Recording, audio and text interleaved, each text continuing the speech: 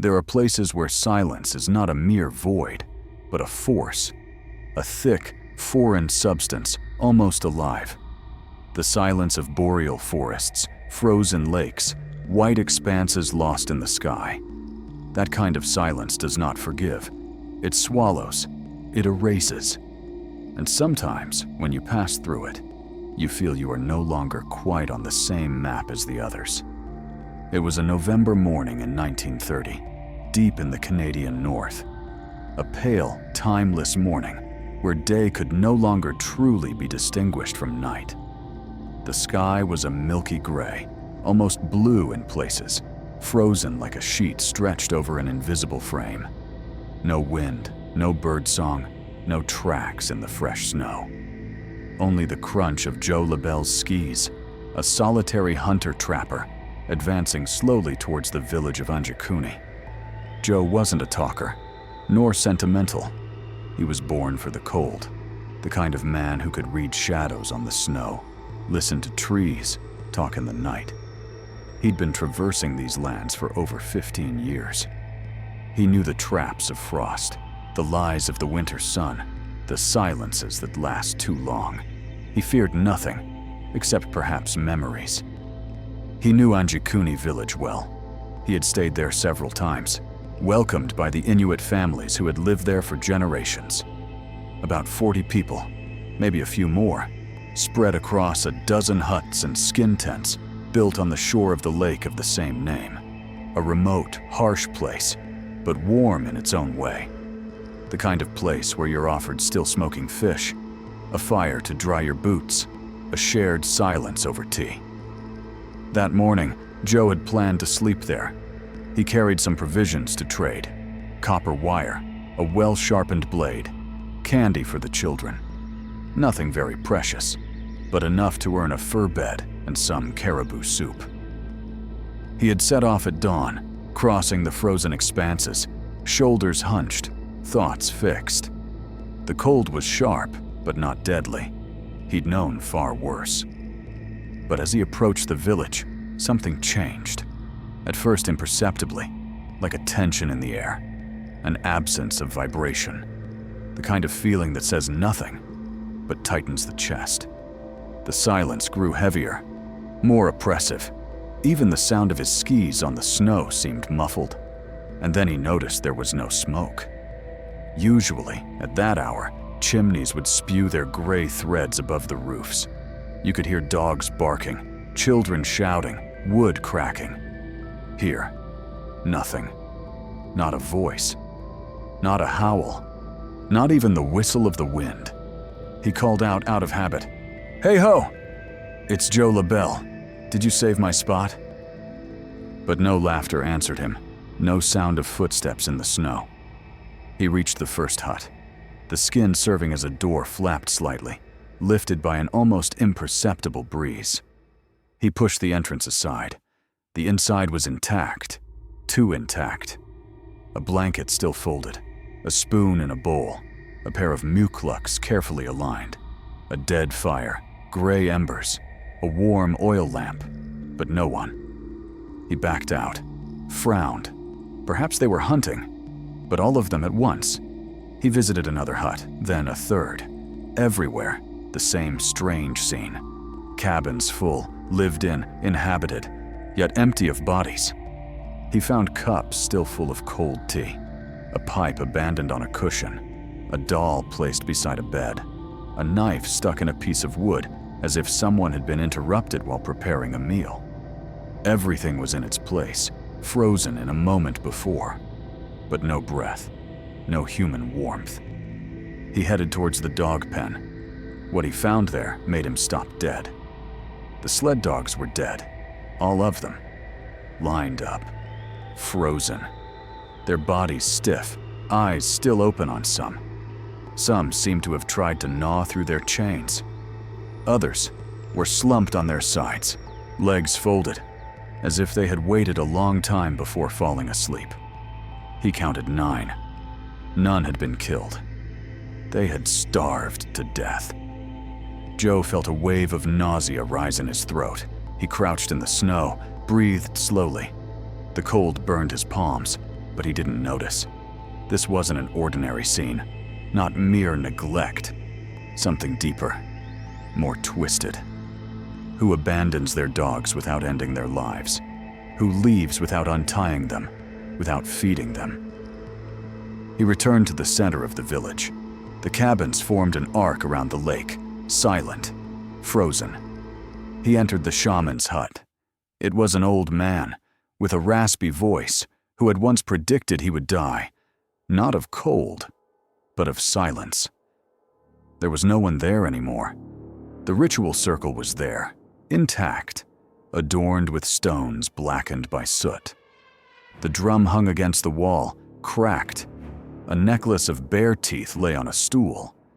But what intrigued him most was a notebook. Not a real notebook. A sheaf of skin sewn together, engraved with symbols. Circles. Stars. Arrows pointing downwards. And a few words, scratched with a flint point. The stars speak. The lake listens. Then, on the last page, they come. We must walk. Joe slowly closed the notebook. He wasn't a religious man, nor superstitious, but he knew a warning when he saw one. He went back out and walked along the lake shore. The water was frozen, perfectly flat, like a pane of glass stretched between two worlds. He thought he saw shapes just beneath the surface, shadows moving slowly. He blinked. Nothing. He took a step back. The wind rose up suddenly, dry, cold, cutting. There had been no transition, as if something had just breathed, a great dull exhalation without origin. He backed away. He knew that this kind of feeling, you don't understand it. You listen to it, and you leave. He didn't sleep. He left the village without looking back, his skis screeching in the snow. He slid without a word, hands frozen, throat tight. He walked for hours. The wind accompanied him. Sometimes he thought he heard voices, indistinct murmurs carried by the blizzard. Not words, not language, just a low, continuous droning, like a memory you can't quite place. When he finally reached the telegraph station, he was pale. He sent a brief, clipped message. Anjikuni village deserted. No souls. Dogs dead. Graves open. Situation incomprehensible. Urgent investigation needed. Then he sat down. For a long time. His hands trembled. He said nothing. Deep down, he knew he had just left a place that no longer existed. A place the world had swallowed. A vanishing point. A silence too deep to come back unscathed. When Joe LaBelle's message reached the Royal Canadian Mounted Police office in Churchill, it was initially met with skeptical frowns. An entire village vanished. Not a single trace. Even the dogs dead. It sounded like a trapper's tall tale. A winter delirium fed by solitude, cold, and maybe alcohol. But Joe LaBelle's name was known. Not a man to make things up. Not the type to cry wolf without reason. He was said to be taciturn, but solid. And when he wrote situation incomprehensible, it deserved at least a look.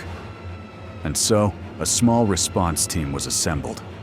Under the command of Sergeant Bernard Laval, a veteran with a gray mustache and hands as wide as planks, 5 men were assigned to accompany him.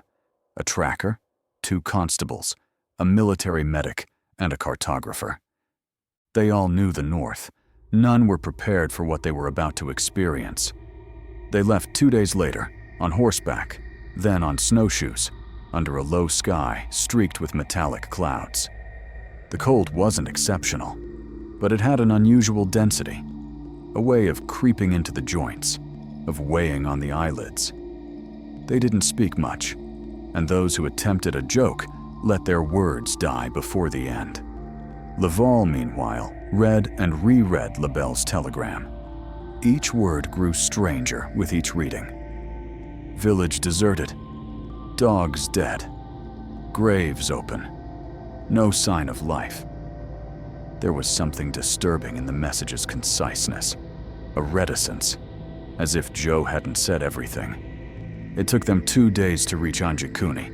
As they arrived at the lake shore, the village appeared like an illusion. Frozen. Perfectly silent. No trace of smoke. No recent human footprints. Just huts and cabins standing like abandoned shells. And that strange light. A white sky, yet without brightness, as if time had been suspended for days. Laval signaled his men to stop. We advanced slowly. No unnecessary noise. They began their inspection with the outermost huts. It was as if time had stopped. Folded clothes, half-full cups, a fire dead only recently. In one cabin, they even found a half-eaten meal, scraps of fish still clinging to a leather string. "Look at this," said one of the constables. "Not even frost on the plates." "They left quickly," added the other. "Very quickly." "No," Laval replied. "They didn't leave. They vanished." There was a palpable absence, not just of bodies, but of presence. It was as if the air itself no longer knew what to do. No smell, no vibration, nothing. They moved deeper into the hamlet, and each cabin repeated the same story. A life halted. Not stolen, not ripped away, just halted. But it was in the central cabin that things truly began to derail. They found a drum, shattered. Symbols painted in charcoal on the walls, spirals, eyes, stars. And most importantly, a notebook. It wasn't an ordinary notebook. An assembly of bark slats, bound with dried sinew, inscribed with words in ancient Inuktitut. Laval couldn't read the language, but some signs, some patterns, were universal. Concentric circles, human figures reaching towards a sky covered in dots. And this phrase, engraved repeatedly, "They come from silence. We must not cry out." Laval closed the notebook and put it in his satchel. They went outside. The wind had picked up. They then went to the dog pen. The animals were there, as Joe had said. Dead. Lined up. Some remains were half-eaten. Others seemed to have lain down and never moved again. The team's medic crouched, observed, felt them. Dead of starvation, hypothermia. Slowly. Abandoned? He shook his head. Number forgotten. They then moved to the cemetery, a barely visible mound of snow. Beneath the snow, they uncovered aligned stones. And beneath the stones, cavities. Empty. The graves had been opened, not desecrated, not looted, just opened. And the bodies, gone. The medic backed away, pale. Another constable crossed himself silently. Even Laval remained silent for a long time, eyes fixed on the black hole in the earth. Something about that opening gave the impression the void was staring back. When evening came, they set up camp a good distance away. No one wanted to sleep in the cabins. Around the fire, the men spoke softly. But quickly, silence prevailed. Because in the night, something felt wrong. The fire flames danced in fits and starts, as if reacting to invisible breaths. Compasses lost their north, and the team's dogs growled without reason, circling, their fur bristling. In the middle of the night, one of the men, Roy, woke with a start. He had dreamed, he said, of figures on the lake, of people walking, leaving no trace, and of a sound, a chant, deep, distant, more a vibration than a sound. Laval noted everything. The next day, they explored the lake. The surface was smooth, too smooth. No cracks, no snow. transparent ice, like a pane of glass. And beneath that ice, shadows. Laval thought he glimpsed a shape, then another. Faces? Circles? Impossible to tell. He leaned closer, but the surface remained mute. They found other objects: a broken radio, torn wires, a bent antenna, a loaded rifle but abandoned against a beam. Footprints that led nowhere. The imprint of a bare foot in the snow. Alone, with no continuation. They stayed for 2 days. Then they left. No one wanted to spend another night. Back at the post, Laval wrote a report. But the document was brief, cold, clinical. Village abandoned. Cause unknown. No sign of struggle. No bodies recovered. Case closed. But in parallel, he wrote a private letter to a doctor friend. There was something in that village. Something discordant. Not just the silence. The world felt unaligned, as if the usual laws had slipped. We came back, but I'm not sure all of me came back. He kept the notebook, read it every night. And 3 years later, he vanished. His last note, found in his tent, said simply, "I'm going back to where they vanished, to see if the silence hears me." After Sergeant Laval's expedition returned, the Anjikuni file was closed. Officially, there was nothing to report. A deserted village. No signs of struggle, no conclusive clues. No bodies, no cries. Nothing but emptiness. What couldn't be explained was best kept silent. And the years passed. But things left in silence do not die. They bury themselves. They close their eyes. They wait. And sometimes they reappear. This was the case in 1951. A certain Henry K. Bell, a Canadian anthropologist of Scottish origin, had long been interested in marginal phenomena related to northern cultures. Passionate about mythologies, oral traditions, and unexplained events, he heard about the Anjikuni file from a retired archivist. Intrigued, he went to Ottawa to consult the documents. What he found there haunted him until the end of his life. The reports were incomplete. Some pages were missing. Others had been censored, blacked out with ink. But what remained was enough to fuel his curiosity. Laval's account, the skin notebook, the empty graves, the dead dogs, the abandoned objects. Bell wasn't seeking sensationalism. He sought the fault lines, the places where reality cracks. He decided to conduct his own investigation. For 2 years, he questioned trappers, former soldiers, shamans. He learned some rudiments of Inuktitut, tracked down possible survivors. But no one ever spoke of Anjikuni again, either because they didn't know, or because they refused to say.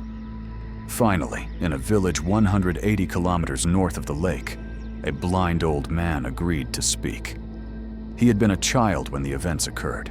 He remembered his father coming home one night, with eyes full of fear. He remembered a phrase whispered in the kitchen. They were swallowed by the ice. Bell asked what that meant.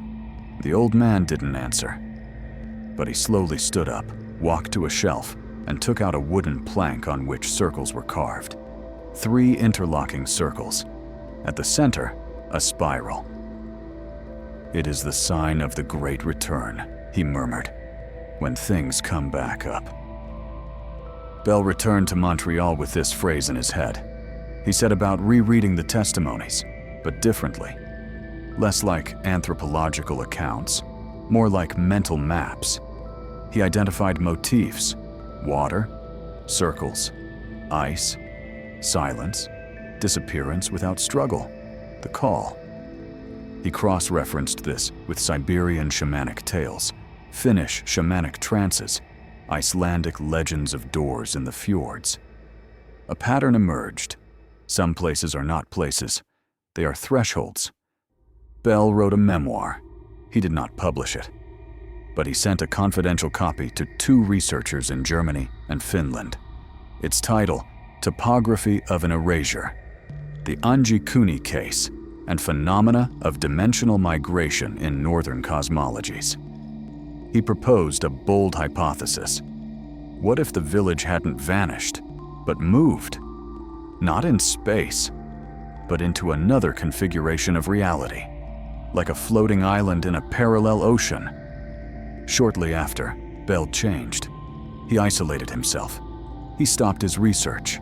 He erased his name from several publications. And in his last known letters, he wrote, "I am not sure I am still in the place where I was. The world has moved. Me too, but not in the same direction." Then he died, officially of cardiac arrest. Unofficially, he was found alone in an abandoned fishing hut, surrounded by dozens of notebooks filled with circles and symbols. In the last one, a single phrase, "The lake is an ear."